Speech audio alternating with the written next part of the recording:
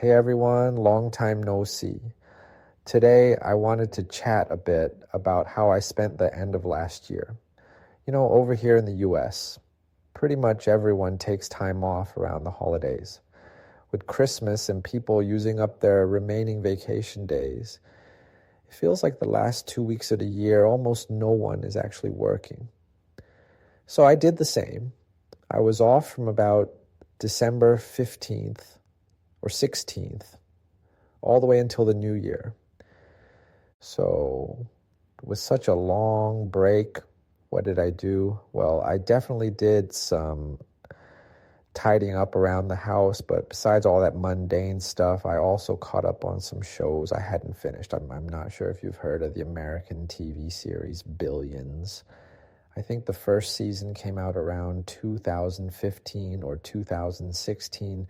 It's basically a business drama about a genius stock trader who makes some illicit gains. His opponent is essentially someone from the Securities and Exchange Commission, someone with a lot of power. This person uses their authority to investigate the stock trader, looking for insider trading and trying to put him behind bars. It starts out as a typical cat and mouse game of regulation, but it quickly evolves into something much more personal, a real vendetta. That's pretty much the whole story. Since there are 7 seasons, I won't go into every detail. Anyway, the first few seasons had really high ratings. I actually studied economics and finance in college, so when I first watched the show, it really got my blood pumping. I believe many people who watched it realized, wow, the stock market, trading stocks can be this exciting. There are so many incredible stories, and this is what making money feels like. So, I was totally drawn into the show back then. I started watching, and it just became one of those shows I followed for 4 or 5 years. Then, when the 6th and 7th seasons, the last 2 came out, it was during the pandemic, and I was already in the US, but I guess I was just too busy, and I never got around to watching those final 2 seasons. So I decided I wanted to finish this show that I've been following for like 5 or 6 years. Each season is pretty long, and I honestly didn't have time to watch them all, even with a 2-week holiday. So during my last week or 2 of vacation, I pulled out the show and just skipped around. You can get the gist of the plot pretty quickly that way. I'd watch a few episodes, maybe 3 to 5, and then just jump straight to the very last episode to see how it all ended. What surprised me most, what truly left the deepest impression on me about this show, wasn't anything related to money. Not how thrilling stock trading was, or how fascinating it was to see such smart, powerful people together. None of that. What really resonated with me was friendship. These people who were once rivals became teammates after going through certain experiences. They're all incredibly intelligent individuals, and when brilliant minds like theirs are on opposing sides, it's incredibly tricky. But that doesn't stop them from appreciating each other. It's like having a rival who's just as capable and smart as you are, and then one day that rival disappears, and you suddenly realize you have a certain feeling for that person. Or when these incredibly capable people team up and accomplish something big.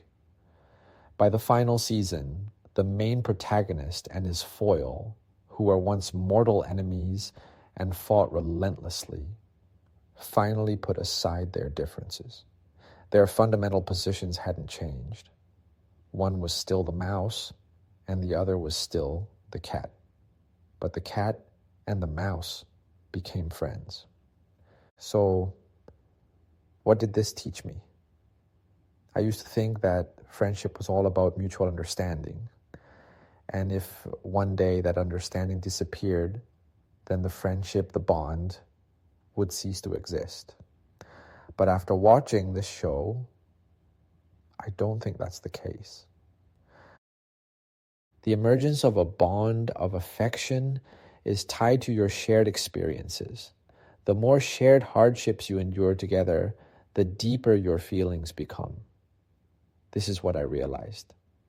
It has, I would even say, little to nothing to do with understanding. Two people can completely misunderstand each other, but if they go through difficult things together, that feeling, that bond, becomes incredibly strong. Secondly, maybe experiencing happy things together can also create a good bond, but perhaps it's not as strong as the bond formed after enduring hardships. It's like when we say someone is a friend through thick and thin, that kind of bond is truly solid, right? Like maybe I saved your life or we went through something incredibly tough. Happiness comes second. I've had wonderful experiences with some friends. For example, when we were in school, we had great friends. We'd eat lunch together every day in the cafeteria, chat, and be inseparable. We got along incredibly well, always happy, laughing constantly, just pure joy. But then you find that these types of friends, after a long period of no contact, or right after graduation, they slowly, gradually disappear from your life. So perhaps that's just the nature of happiness. Experiencing joy together might not deepen your connection as much as experiencing pain together. When two people go through hardship, that bond becomes incredibly stable.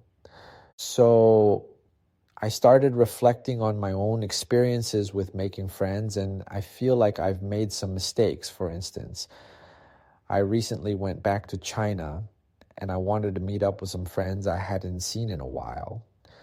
But, compared to my last trip back, the number of people I could meet up with seemed to shrink. In 2023, I could arrange to meet so many friends for meals.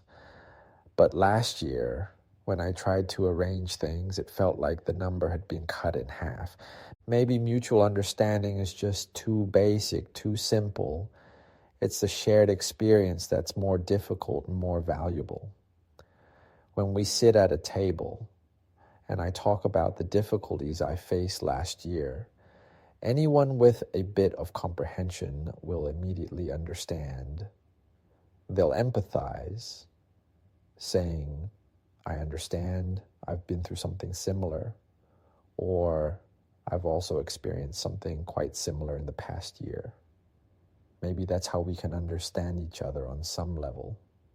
We talk about our work, our lives, our relationships, sharing feelings, insights, and experiences. These things are easily understood. At least I find it easy to understand others' feelings.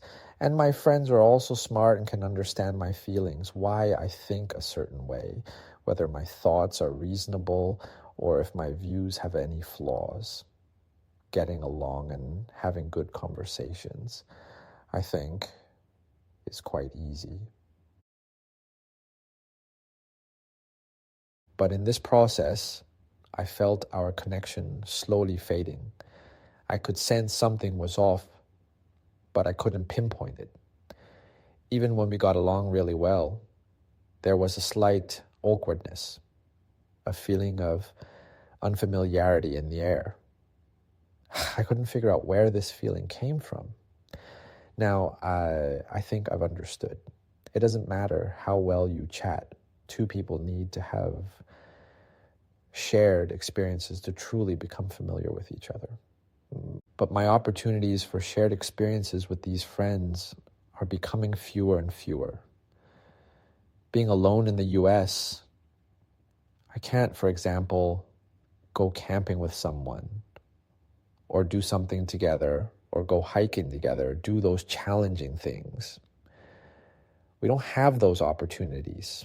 So over the years, I've been in the US for probably 3 or 4 years now, and I can feel our friendships, the bonds between friends, gradually fading. The first time we meet after a long time, it feels great. But then it slowly becomes a bit unfamiliar, then more unfamiliar, and eventually awkward. And then it gets to the point where I have to question whether I should even meet this person again because the feeling just isn't right.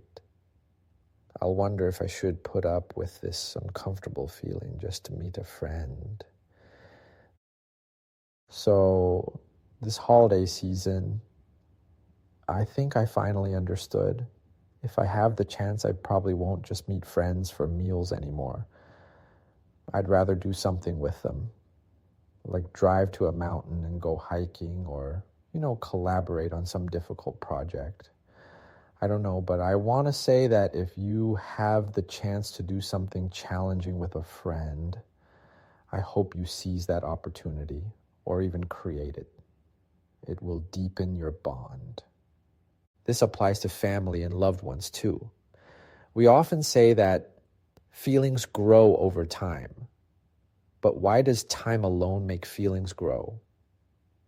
The deeper reason is that when you spend a long time together, you're highly likely to experience difficult moments.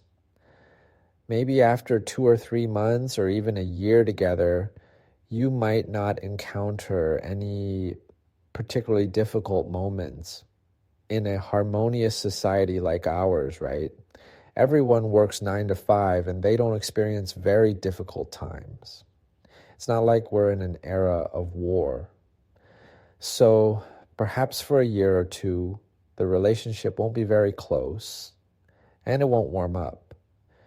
But if you're together for 10, 20 years, a lifetime, like our grandparents' generation or our parents' generation, they will inevitably experience difficult things. And once they overcome them, the feelings deepen, they warm up. It's that simple. We often hear interviews where people are asked, when did you suddenly feel like you could marry this person? I remember some people saying it was perhaps after a car accident. They were lying on hospital beds, looking at each other, and after getting through that difficult time, they felt like they could entrust their life to this person, and then they got married. It's always during difficult moments, after we've overcome them, that the relationship moves to a new level. If there's no such opportunity, two people will just remain in a perpetual state of dating, and they'll never have that old married couple kind of bond. Of course, experiencing difficult things together also carries risks. You know how many people say not to start a business with good friends? Starting a business with good friends is precisely about experiencing a very difficult time together.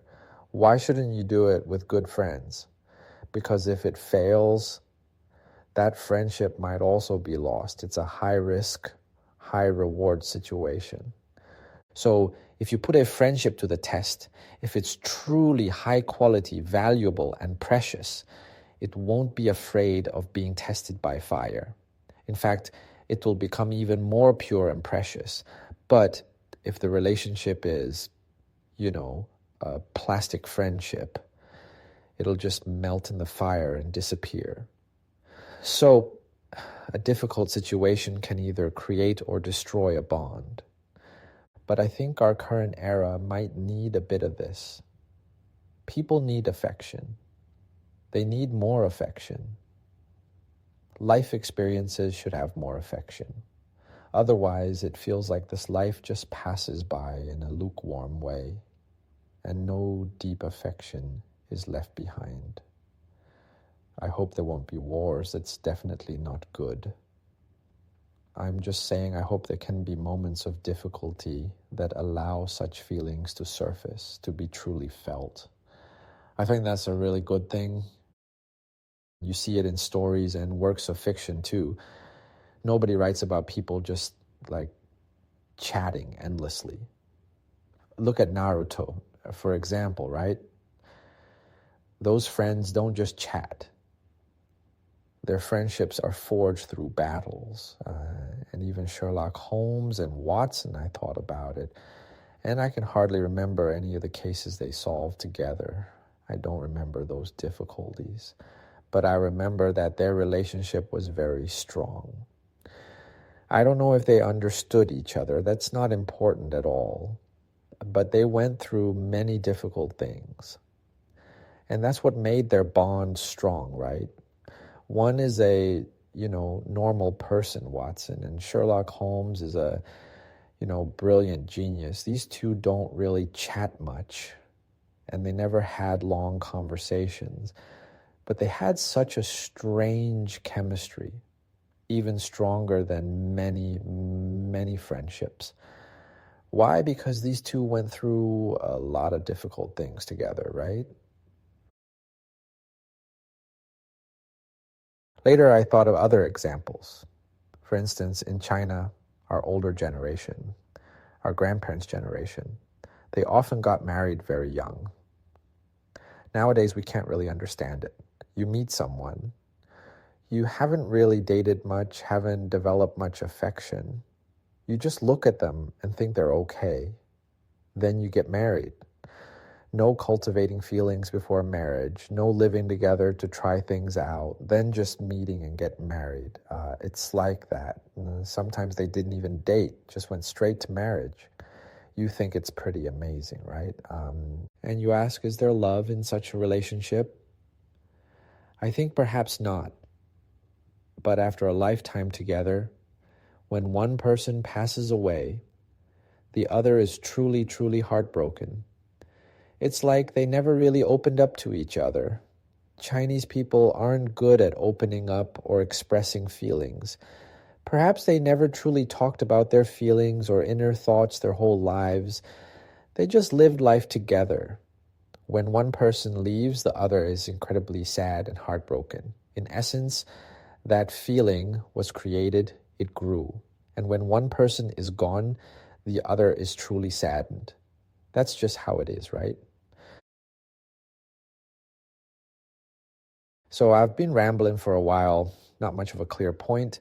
I just wanted to say that maybe when it comes to friends, understanding, and perhaps even the execution of it, there might be some issues.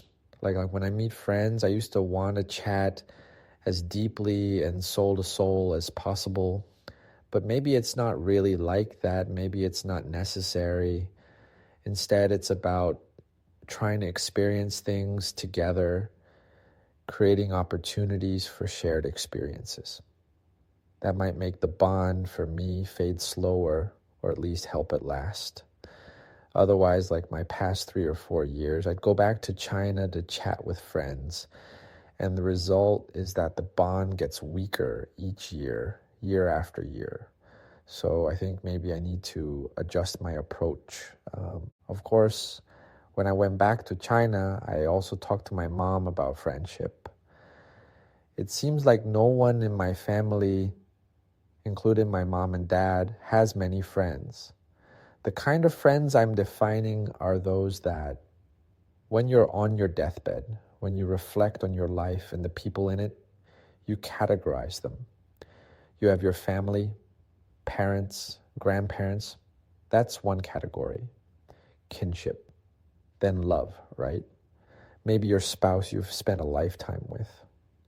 Or that lingering regret. You're the one that got away. And then there's a part, I think, that's friendship. I hope that when I'm on my deathbed, that section is filled with a few people.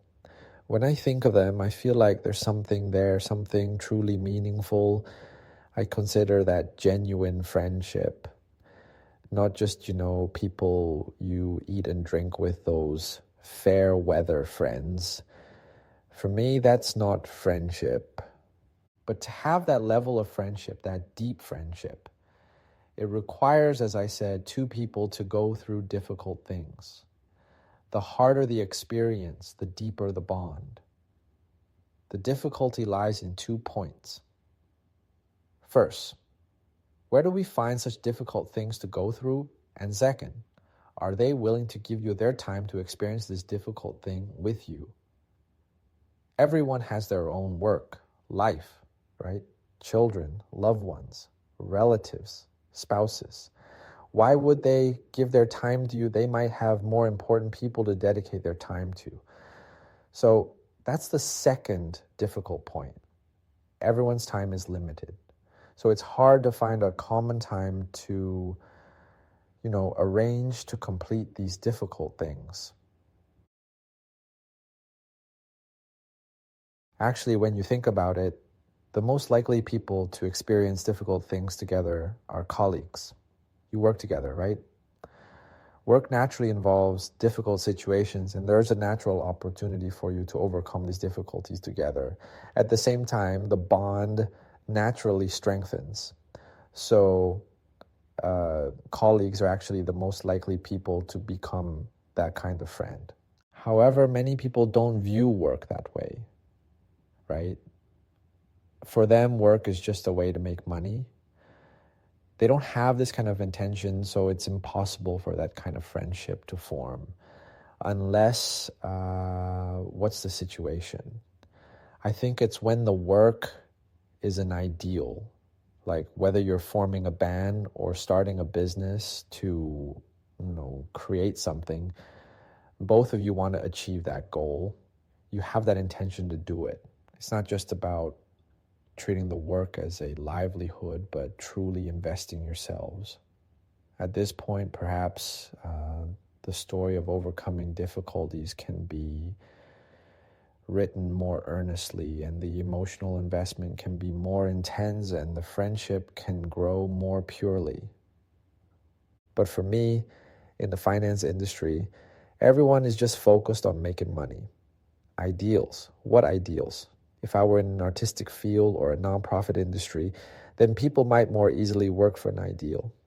But anyway, I feel like in a few years, I might want to change careers, at least to escape this environment. I wouldn't say it's toxic, but it's not a fertile ground for friendship to grow. I think in a few years, I might leave this soil, right? Do you think what I'm saying makes sense? Because if your work isn't your ideal, it's very easy to just give up when you encounter difficulties at work, right? My purpose in this job is to make money. So if making money becomes too difficult, I'll just find another job. That's the mindset of most people. They won't think, oh, making money is hard, but I need to keep earning it, so I'll work harder. They won't think that way. So, right, they won't give you the opportunity to cultivate that bond or to experience difficulties, right? So there might be no hope of establishing that friendship. Let me share with you what kind of people I'd like to be friends with, or who I want to be friends with. Since starting this podcast, some people have messaged me saying they want to be friends or have sent very sincere emails and messages. I was incredibly touched when I read them. For example, they talk about difficult times or wanting to exchange ideas with me. When I saw those comments, I was very, very happy, and how should I put it? Felt very fortunate. Some even added me on social media. But most of the time, after adding, there's just silence. At first, I didn't understand.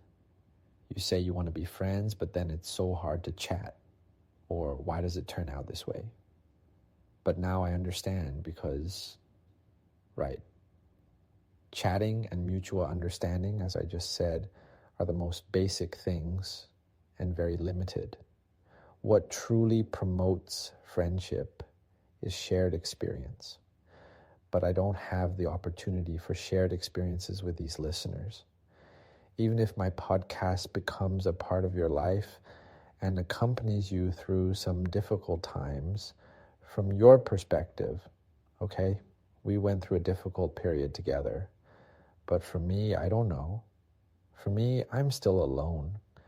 I can't feel your presence. I can't feel the presence of my listeners unless there are comments or something, but even those comments are just communication. still textual and mental communication.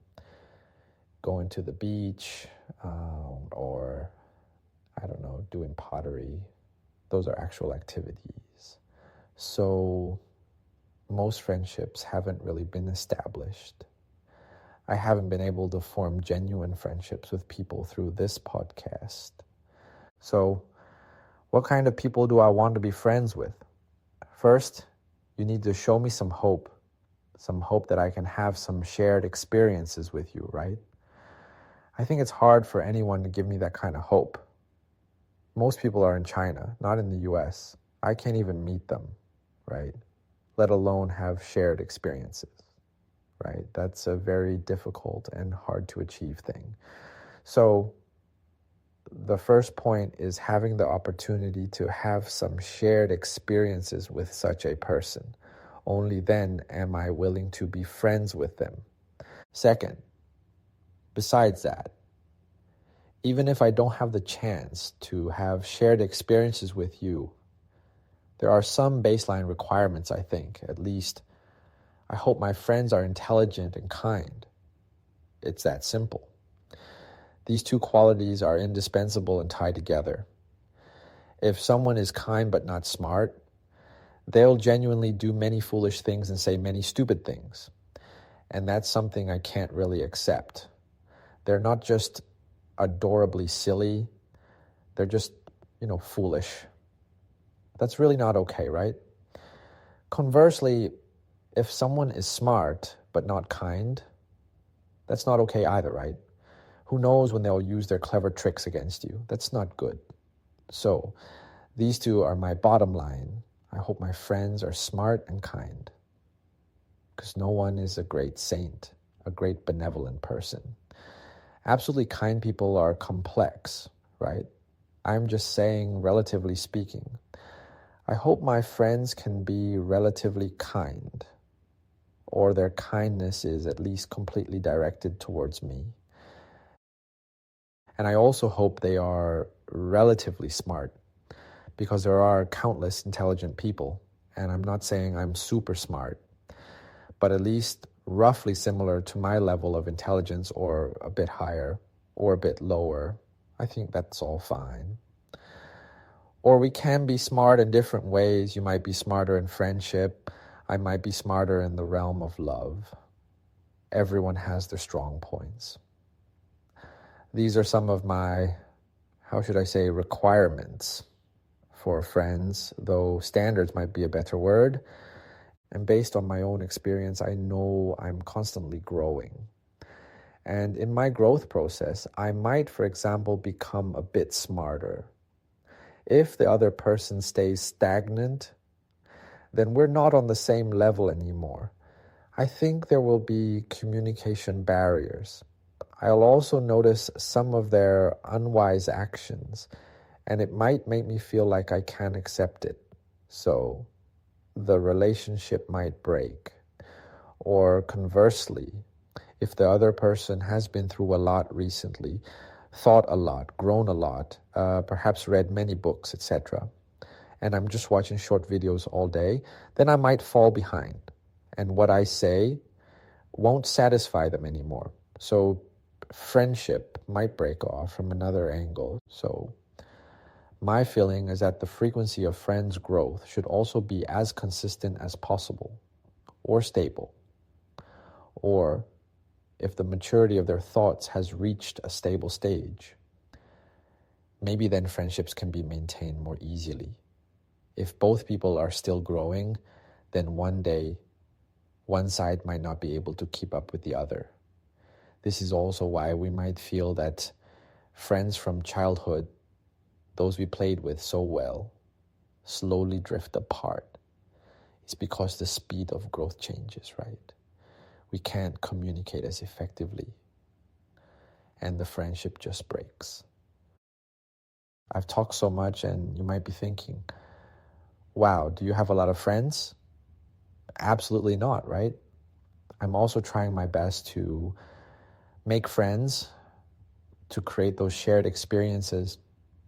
Of course, right now in the US, such opportunities are very, very, very rare. I just talked about so many difficulties, right? First, I'm in the US, across the Pacific Ocean for Chinese people, so it's not like we're in the same city and just can't meet because we're busy. To meet and experience things together is incredibly difficult, right? We even wake up at different times. How can we experience things together, right? So it's impossible. I think it's very difficult. I'm currently in a state of almost despair when it comes to making friends or achieving the kind of friendship I pursue. Perhaps in the future, I think maybe in the US, if my English gets better, I can chat with locals and make friends or something. At least I need to be in the same geographical location to even have a chance of becoming friends, right? Long distance friendships, honestly, just forget about it. So when I thought about this, since the hope of making friends is already so slim, right, I've become less obsessive about it.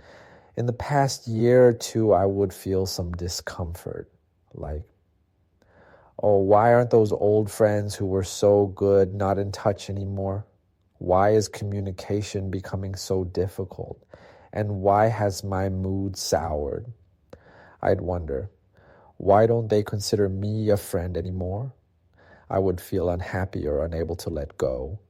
But this year, thinking about this, I've been able to let go of a lot of things because this is indeed a very, very difficult thing. And hope is very slim. How can you be so lucky, right, to have such friendships? It's not realistic, right? If you're still particularly annoyed and depressed, then I think you might be taking yourself too seriously or, right, not smart enough, right? Not winning the lottery is highly probable, so just accept it. Okay, I've talked so much about friendship and I don't want to ramble on anymore. Let me talk about something else. All these thoughts about friendship came from watching that show.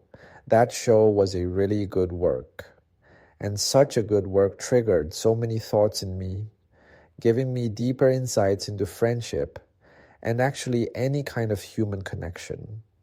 So I think it's important to expose yourself to good works rather than spending time on mindless entertainment. So perhaps this year, I still want to spend some time on good works. What kind of good works? I think there are many good works, truly many. So many books, excellent works that have been preserved through time, right?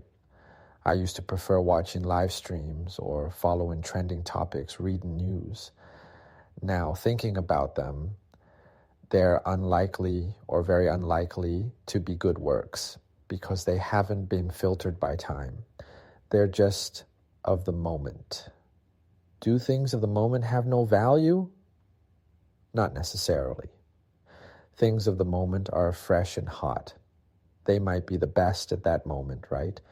But does the best tasting thing necessarily have nutrition? Not necessarily, right? So I feel like I might need to look backward a bit to look at some good works from the past, because there are many good works from the past that I haven't read. So many books on the shelf written by people long ago that are still considered classics now. There's a lot of value and many ideas in them. I think these things might be more valuable compared to the new things I watch every day, new videos, new live streams. I might need to watch less of these this year. I'm not afraid of missing out on things. It's just about where you're willing to put your time, where you can learn things that are useful for work, where the nutrition is richer. Just put your time there. It's that simple. Actually, getting a dog has also helped me disconnect from the internet more. My daily screen time has significantly decreased. I spend time with the dog, like petting him, touching his fur. You might think these things are meaningless, right? I haven't learned anything, haven't consumed any information, haven't gained any experience or knowledge. I'm just spending time with the dog. But I actually feel like life is more peaceful. Compared to being immersed in completely new information, I feel quite comfortable just being with the dog. So, in the past few months, at least a month or two, I feel like I've been almost completely disconnected from the internet. I barely check social media or news. I feel pretty good, honestly. I feel pretty good. I don't know if you're willing to try it, but I think this is something I'm pursuing more this year. I hope I can connect to the internet less, including my birthday wish last year. I said, I hope time can slow down. I made that wish last year. I just hope time can pass slower. It's really passing too quickly, so fast that I can't stand it anymore. I really feel like I can't accept it. And I think recently, since I've disconnected from the internet or reduced my online time, I feel like I have more time. At least when I'm not online, I feel like time passes more slowly. When you're online, 20 minutes can feel like a few seconds. That's the feeling. So I might need to distance myself from the internet more. Less input, more output. I think time might slow down. Look, I've probably been rambling for an hour now. I really feel like time has passed slowly. My throat hurts a lot from talking so much. If this hour were spent watching videos or doing something else, time would definitely fly by. I don't want that. I don't want that. So this new year, I still feel like I should try to stay away from the internet. It's impossible to completely detach from the internet. No one can survive that way. So I can only say, watch fewer streaming media, fewer videos. If you have time, read some books, look at past works. Yes.